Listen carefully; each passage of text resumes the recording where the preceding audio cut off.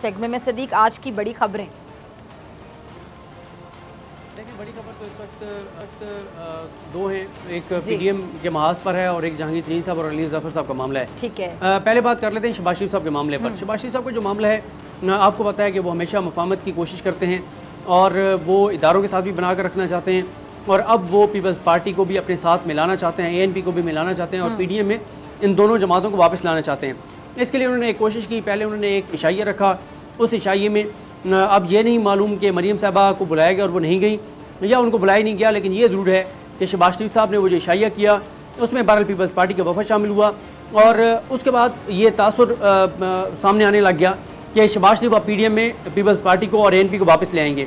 अभी वो एक क्वेश्चन कर ही रहे थे कि अगले रोज़ मरीम सफदर साहबा ने चचा की कोशिशों का किस्सा तमाम कर दिया जब उन्होंने शाहिद खाका नवासी साहब को मैदान में उतारा। पहले शाहिद खाका नवासी साहब से बयान दिलवाया और शाहिद खाका नवासी साहब ने बयान ये दिया कि अगर पीपल्स पार्टी को पीडीएम में वापस लाया गया बगैर उनकी माफ़ी के, बगैर उनकी माजरत के, तो फिर मैं जो है वो पीडीएम की जनरल सेक्रेटरी के ओहदे से इस्तीफ़ा दे दूंगा। तो उसके बाद मरीम साहबा से सवाल हुआ। मरीम साहबा ने कहा कि जो शाहिद खाका नवासी ने कहा है वही मेरा बयानिया है, वही मुस्लिम लीग नून का बयानिया है। फिर इस दौरान एक और मामला हुआ और वो ये था कि चौधरी निसार के हवाले से बात चलने लग गई। नून लीग के अंदर कुछ लोग थे, उन्होंने कोशिश की कि चौधरी निसार वापस आ जाए मुस्लिम लीग नून के अंदर। उस पर भी मरीम साहबा ने शाहिद खाका नवासी साहब से ये बयान दिलवाया कि शहबाज शरीफ चाहें भी तो वो चौधरी निसार को मुस्लिम लीग नून में वापस नहीं ला सकते। उनके ज़ाती तल्लुकात होंगे चौधरी निसार से, अच्छी बात है, रखें, लेकिन अगर नून लीग में चौधरी निसार को आना है तो शहबाज शरीफ साहब को, जो कि सदर है पार्टी के, उनको ये मामला पार्टी के सामने रखना पड़ेगा। पार्टी के जो फैसला होगा उसके मुताबिक ही ये नून लीग का ये देखा जाएगा कि वो वापस आ सकते हैं या नहीं आ सकते। और साथ ये भी कह दिया गया कि पार्टी का फैसला ये है कि चौधरी निसार को वापस नहीं लिया जाएगा। तो इन दोनों मामलात के ऊपर जब मरीम साहबा ने शाहिद खाका नवासी साहब को मैदान में उतारा, चचा को सियासी तौर पे शर्मिंदा करवाया, चचा को टफ टाइम दिया और फिर एक और जो मसला है, मरीम साहबा ने शहबाज शरीफ साहब के खिलाफ अपने जो हामी साफ़ी हैं उनको लॉन्च कर दिया, जिनका एक तासुर है कि वो मरीम साहबा के साथ राब्ते में रहते हैं, उनको लॉन्च कर दिया। उन्होंने भी शहबाज शरीफ के ऊपर हमले शुरू कर दिए।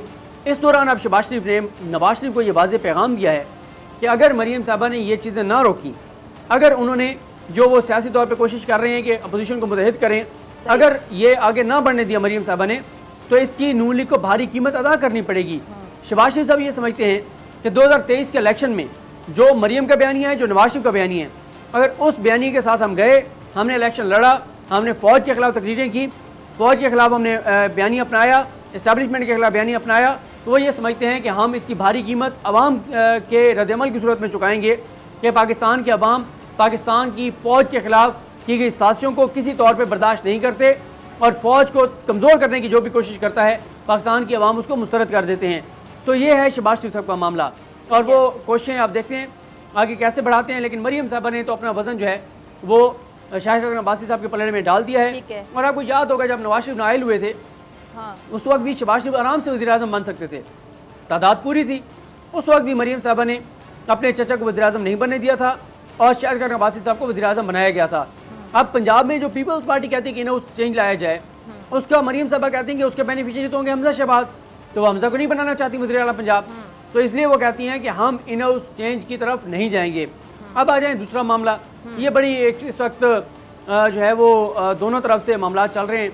जहांगीर तरीन साहब के मामले पर राजा रियाज साहब का जो बयान आया, उसके ऊपर जो अली जफ़र साहब का रद्द-ए-अमल आया, बैरिस्टर शहजाद अकबर साहब का रद्द-ए-अमल आया।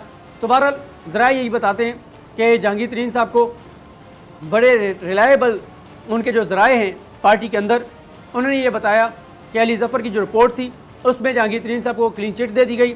बताया गया कि जहांगीर तरीन के ऊपर जो केसेस हैं उन केसेस में कोई दमखम नहीं है। हाँ, उसमें इस चीज़ को इतना ज़्यादा नहीं लिखा गया था जो कि शहजाद अकबर का कितना इन्फ्लुएंस है, ये नहीं है। बहरहाल 3 FIR के हवाले से जो शुगर के अलावा हैं उसके ऊपर यही बताया गया कि उनमें कोई दमखम नहीं है और उनको हाइप ज़्यादा दी गई, उसको उछाला ज़्यादा गया, इतना वो मामला नहीं था। उसके बाद जिनके खिलाफ थी वो रिपोर्ट, उन्होंने ज़ाहिर है उन्होंने इन्फ्लुएंस अपने इस्तेमाल किया, दबाव डाल रहे हैं कि जो अली जफ़र की रिपोर्ट है वो इस तरह से पेश ना हो प्राइम मिनिस्टर के पास, उसको उसमें टेम्परिंग की जाए, उनको दबाव डाला जाए, बैरिस्टर अली जफ़र से लिखवाया जाए कि नहीं ये वाकई बड़े करप्शन केसेस हैं या बड़े इसमें लूट मार है, बड़े इसमें गैर कानूनी मामलात हैं, तो अब उसकी कोशिश की जा रही है। अब एक मुश्किल सूरत हाल है कि अगर उस रिपोर्ट को टेम्परिंग की गई और उस रिपोर्ट को चेंज करके पेश किया गया तो ज़ाहिर है इधर जहांगीर तरीन ग्रुप तो बरकरार है। हम तो मुसलसल अपने इस प्रोग्राम में यही अपने नाजरीन को बता रहे थे कि ये आंखों का धोखा है जो आपको नज़र आ रहा है कि जी मामला तय हो गए हैं, वज़ीर आला से मुलाकात हो गई है, फवाद चौधरी साहब से मुलाकात हो गई है, फ़लाँ से मुलाकात हो गई है, फ़लाँ ने ये बयान दे दिया, फ़लाँ ने ये बयान दे दिया। ये सब आंखों का धोखा है।